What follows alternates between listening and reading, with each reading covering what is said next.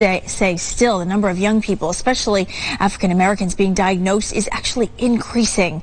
Joining us this morning is colorectal surgeon Dr. Daniel Lavy with Hartford Healthcare St. Vincent's Medical Center. Doctor, first of all, thank you so much for your time today.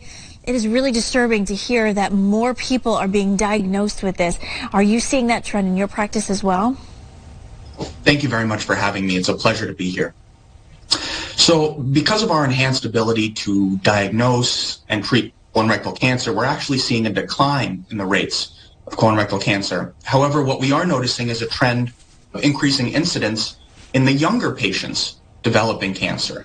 What we're seeing is these younger patients that are between the ages of 18 and 35, we're finding colorectal cancer.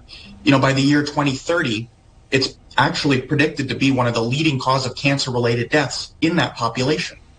Boy, that's really disturbing to hear such a young age. Why is that? What do you think is contributing to that?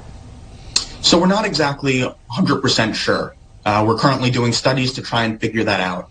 We do know it's multifactorial. There's a genetic component.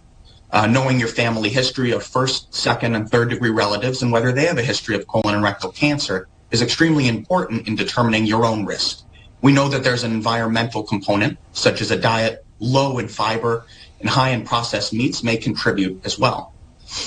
So when exactly should someone go for screening for something like this? So the United States Preventative Task Force, the American Cancer Society, and the American College of Surgeons have all made a recommendation that we start screening for colon cancer with a colonoscopy at the age of 45. Now, if you have a family history of colon and rectal cancer, you may want to start sooner, and that's definitely a conversation that you should have with your physician. Okay, so yeah, because you were saying 18 to 35 or so, you certainly want to get screened a little younger, especially if this runs in your family.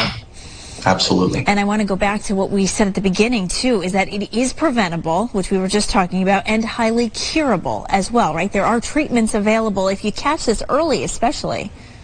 Yes, colonoscopy is the gold standard and the best test to detect and in some cases treat colorectal cancer. You talk about pap smears for cervical cancer and mammograms for breast cancer. What's really incredible is that with a colonoscopy, we can detect precancerous lesions, polyps, which eventually will turn into cancer. And at that time of the colonoscopy, we can take those away. So it's one of the only cancers that's truly preventable in getting your colonoscopy. Okay, Dr. Lavy, thank you so much. I hope this interview today has just one person at least going out to get screened for this. Thank you. Appreciate your time today. Thank you for having me.